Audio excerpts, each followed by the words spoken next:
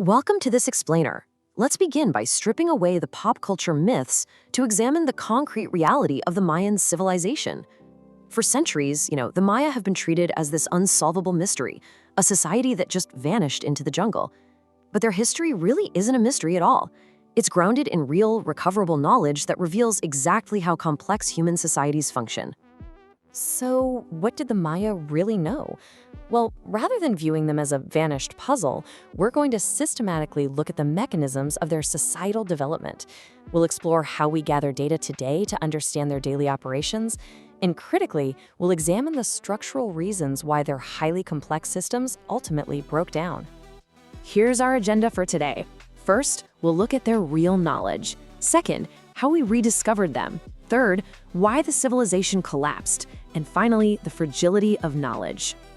Section 1. Not myths, real knowledge. Let's start by establishing exactly what the Maya achieved at their peak, which occurred roughly between 250 and 900 CE. The Maya were truly independent innovators. They developed a full writing system, built advanced calendars, and constructed sprawling jungle cities. But the mechanism behind this is what's really striking. They engineered this massive infrastructure using intense human labor and carved stone, entirely without the metal tools, wheels, or large draft animals that other ancient empires relied upon. Basically, every single temple and road was built through the precise manual coordination of human effort. Let's pause here for a moment to consider the number 0. The Maya independently invented 0 as a mathematical placeholder long before the concept ever reached Europe. This single conceptual leap is the primary reason they could execute such advanced mathematics. Without 0, calculating large numbers for precise engineering and complex timekeeping is, well, nearly impossible. It provided the absolute foundation for their entire scientific framework. Building directly on that mathematical foundation, their astronomy was incredibly accurate. Through systematic, naked-eye observation over generations, they tracked celestial bodies. Since they lacked telescopes, they actually built specific architectural sightlines to measure planetary movements over centuries. Their calculations for the orbit of Venus, to give you an example, were accurate to within hours, even over extended historical periods. We also need to clarify the famous 2012 phenomenon. Popular media previously framed this as an apocalyptic prediction about the end of the world, but the decoded reality is simply mechanical. It was just the end of a long-term calendar cycle. Just as our modern calendar resets at the end of a year, this was a reset of their timekeeping system. It was an administrative, mathematical function, not a prophecy. This brings us to a key question. Why did this knowledge remain obscured for so long? Well, the Maya created thousands of meticulous books, but only 4 survived the Spanish conquest. This immense loss of records severely fragmented their history. It broke the chain of information, leaving modern researchers to piece together the remnants from stone carvings and pottery, which obviously limited our understanding of their scientific baseline. Section 2. How we rediscover them. Let's look at how modern technology is finally allowing us to recover these fragmented records and rebuild their historical timeline. For over a century, the prevailing assumption was that Mayan glyphs were strictly religious symbols used by peaceful astronomers. But the breakthrough occurred in the mid-20th century when linguists realized the script was actually partly phonetic. This means the symbols represented distinct spoken sounds, not just broad concepts. This mechanical shift in translation completely changed our understanding, revealing a highly political society that meticulously recorded dynastic lineages, shifting alliances, and territorial warfare. To really understand the physical scale of their society, archaeologists today use lidar. Lidar is a laser scanning technology that pulses lasers from an aircraft down to the Earth. By measuring how long it takes the light to bounce back, scientists can digitally strip away the dense jungle canopy to map the topography of the ground directly below. This allows us to see structures that are entirely invisible to the naked eye. When this technology was applied, the results completely revised our geographical understanding of the region. Areas that appeared to be isolated ruins on the ground were actually massive cities connected by extensive road networks. LiDAR revealed large-scale agricultural terraces and defensive fortifications, outlining engineered landscapes that supported millions of people across continuous, unbroken urban developments. Section 3.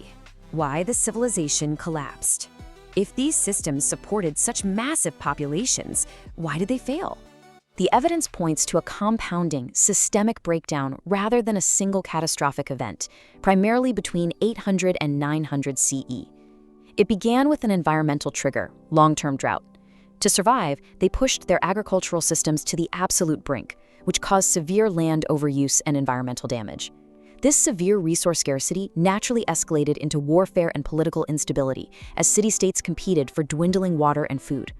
Ultimately, the central administrative systems couldn't function anymore, and populations scattered, abandoning the major cities to find sustainable resources elsewhere. As those cities emptied out, a critical structural vulnerability was exposed. Because their complex writing system was exclusively taught to a small elite class, the scattering of those elites meant that literacy essentially vanished.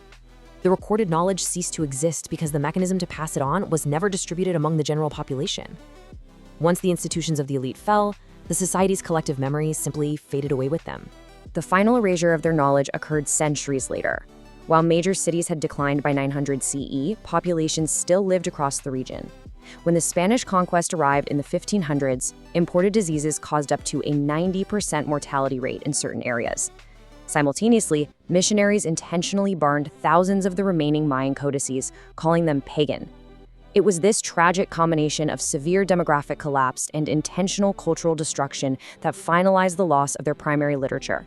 Section 4. The Fragility of Knowledge. Let's step back and examine why understanding this historical trajectory is profoundly relevant to us today. The reality of the Maya completely shatters outdated historical assumptions. The old view of a primitive society reliant on simple tools is simply inaccurate. The data proves they were a highly capable, independent civilization, developers of full writing, advanced mathematics, and sprawling metropolitan centers, all without outside influence. Their structural achievements parallel those of any major global empire. Their history also reveals a highly relevant pattern of systemic failure. The sequence is remarkably clear. First, an environment is pushed to its absolute limits to sustain a massive population. Second, the region experiences sudden, severe climate stress. And third, the overarching infrastructure fails to adapt, leading to collapse. It serves as an objective, documentary-level case study of what happens when resource management systems lack the flexibility to handle environmental shocks. Consider the quote on the screen. If knowledge is held by a small group, it can vanish in a generation. Let that thought sink in for a moment. It demonstrates how rapidly advanced systems can deteriorate when knowledge is overly centralized. When only a select few understand how a society's vital systems operate, the loss of that small group results in the permanent loss of foundational knowledge. Systemic resilience absolutely requires the broad distribution of crucial information. However, there is a hopeful mechanism at work today. The process of historical recovery is ongoing.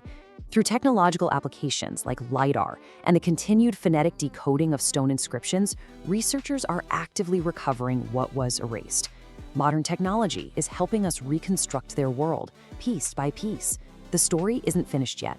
Civilizations and their systems are not permanent, and this prompts an important final question. What other lost knowledge is waiting to be rediscovered? And, by extension, how well are we protecting our own foundational knowledge today? Understanding the fragility of human achievements is the very first step in ensuring their long-term preservation.